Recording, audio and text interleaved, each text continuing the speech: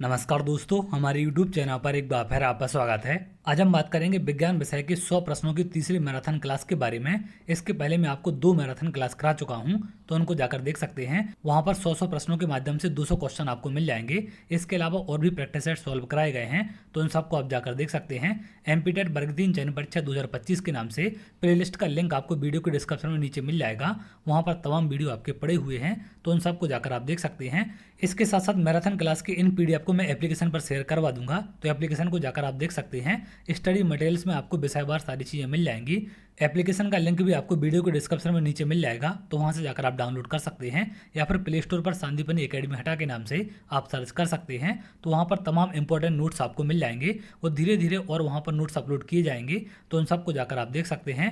Application पर आपको वर्ग 3 चयन परीक्षा की टेस्ट सीरीज भी मिल जाएगी, तो उसे भी जाकर आप देख सकते हैं। सब्जेक्ट वाइज और फुल लेंथ दोनों प्रकार की टेस्ट सीरीज वहां पर अवेलेबल हैं।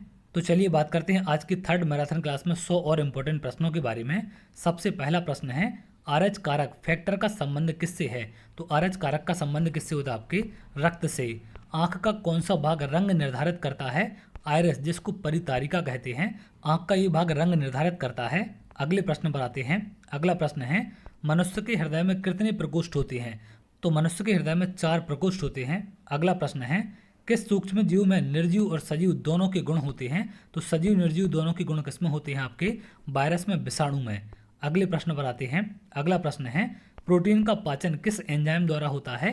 पेप्सिन एंजाइम के द्वारा आपके प्रोटीन का पाचन किया जाता है। अगला प्रश्न है, पदार्थ की चतुर्थ अवस्था क्या है? मोस्ट इंपॉर्टेंट है। तो चौथी अवस्था क्या है? 3 अवस्थाएं आपको पता होंगी। ठोस, द्रव, गैस आपकी 3 अवस्थाएं हैं, लेकिन चौथी अवस्था क्या है? आपकी प्लाज्मा। अगले प्रश्न पर आते हैं। अगला प्रश्न है, अर्धचालक पर ताप का क्या प्रभाव पड़ता है? ताप बढ़ाने पर चालकता बढ़ती है और घटाने पर घट जाती है। तो अर्धचालक की एक क्वालिटी आप ध्यान रखेंगे। अगले प्रश्न पर आते हैं। अगला प्रश्न है, जीव विज्ञान का जनक किसे कहा जाता है? अरस्तु को जीव विज्ञान का जनक कहा जाता है। अगला प्रश्न है, रासायनिक दृष्टि से वाटर ग्लास क्या है? सोडियम सिलिकेट होता है आपका वाटर ग्लास। अगला प्रश्न है, तंत्रिका तंत्र की रचनात्मक और क्रियात्मक इकाई क्या होती है? तो दोनों इकाइयां क्या होती है आपकी? न्यूरॉन तंत्रिका तंत्र की रचनात्मक और कार्यात्मक दोनों इकाई हैं। अगला प्रश्न है, परमाणु सिद्धांत किसने प्रतिपादित किया था? जॉन डाल्टन ने इसे प्रतिपादित किया था। अगला प्रश्न है, निकट दृष्टि दोष का कारण क्या है? नेत्र लेंस का मोटा और फोकस दूरी कम हो जाना निकट दृष्टि दोष का कारण होता है। अगला प्रश्न है, अल्जाइमर रोग से मानव शरीर का कौन सा अंग प्रभावित होता है? अल्जाइमर रोग से आपका क्या होता है? मस्तिष्क प्रभावित होता है। इससे आपकी जो याददाश्त वगैरह हैं, इन सब में कमजोरी आने लगती है। अगले प्रश्न पर आते हैं। अगला प्रश्न है, अंडाणु का निषेचन प्रायः किस में होता है? फैलोपियन ट्यूब में होता है। प्लाज्मा झिल्ली बनी होती है। प्रोटीन और लिपिड दोनों से मिलाकर आपकी प्लाज्मा झिल्ली बनती है। अगला प्रश्न है, क्लोरोफिल के केंद्रीय धातु कौन सी है? तो क्लोरोफिल के केंद्र में कौन सी धातु पाई जाती है? आपकी मैग्नीशियम। कागज पर पुराने उंगलियों के चिन्हों को किससे विकसित किया जाता है? सिल्वर नाइट्रेट घोल से। अगले प्रश्न पर आते हैं। अगला प्रश्न है, डिहाइड्रेशन से प्रायः किस पदार्थ की कमी हो जाती है? सोडियम क्लोराइड की। अगला प्रश्न है, रासायनिक ऊर्जा को विद्युत ऊर्जा में बदल देता है, वह क्या है? बैटरी क्या करती है? आपकी रासायनिक ऊर्जा को विद्युत ऊर्जा में बदल देती है। सुई के पानी पर तैरने का कारण क्या होता है? पृष्ठ तनाव। व्यक्ति का भार किस प्रकार के लिफ्ट में अधिक होता है? जो ऊपर की ओर गति से बढ़ रही है। तो जो लिफ्ट आपकी गति से ऊपर की ओर जाती है, उसमें व्यक्ति का नॉर्मल भार से थोड़ा सा भार ज़्यादा हो जाता है। अगले प्रश्न पर आते हैं।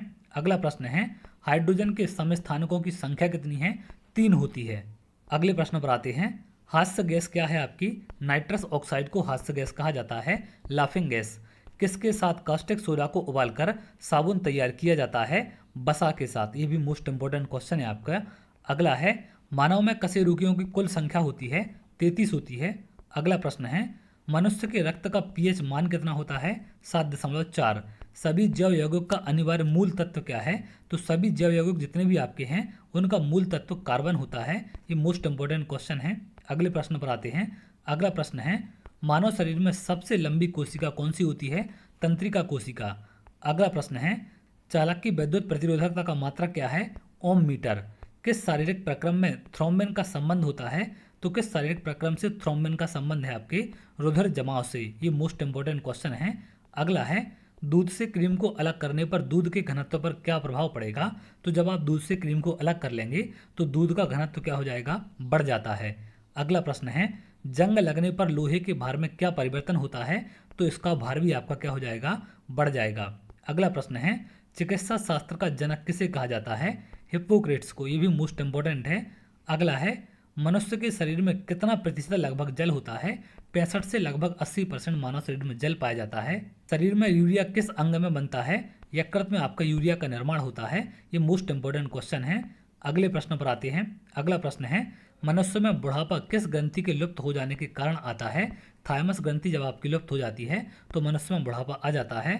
अगला है, किस जंतु के त्वचा एक श्वसन अंग है, तो कौन सा जंतु त्वचा से सांस लेता है, मेढक। दूध का खट्टा होना किसके द्वारा होता है, जीवाणु के द्वारा।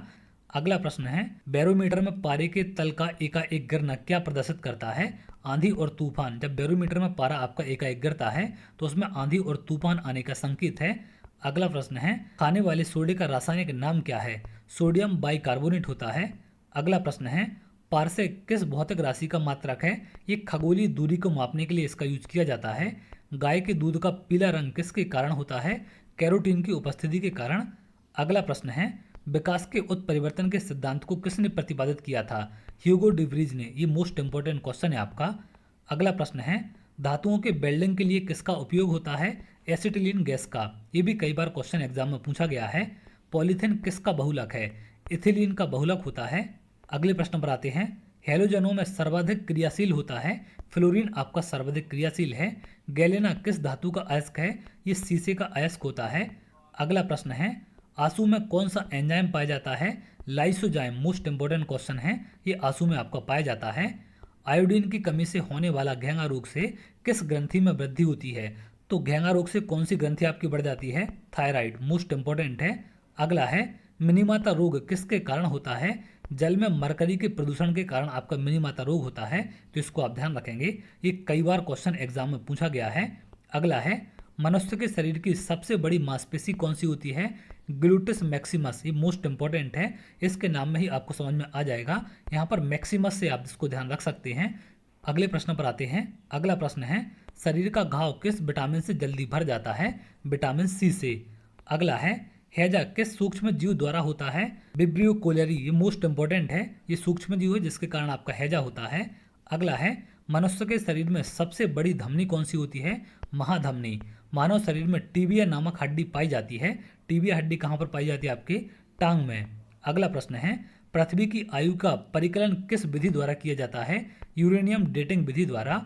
सबसे हल्की धातु कौन सी होती है, लिथियम। ये भी मोस्ट इंपॉर्टेंट है।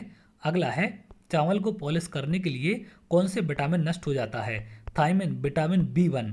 पौधे द्वारा नाइट्रोजन किस रूप में प्रयोग किया जाता है, नाइट्रेट के रूप में। ये भी मोस्ट इंपॉर्टेंट है। किस पदार्थ को लगाने से रक्त का बहना रुक जाता है, फेरिक क्लोराइड। अगला प्रश्न है, सबसे भारी धातु कौन सी होती है, ओस्मियम। अगले प्रश्न पर आते हैं, D2O का सामान्य नाम क्या है, इसको भारी जल कहते हैं। इसका अणुभार कितना है, 20 है। अगला है, प्राकृतिक वर्णन के सिद्धांत को किसने प्रतिपादित किया था, डार्विन ने। मोस्ट इंपॉर्टेंट है।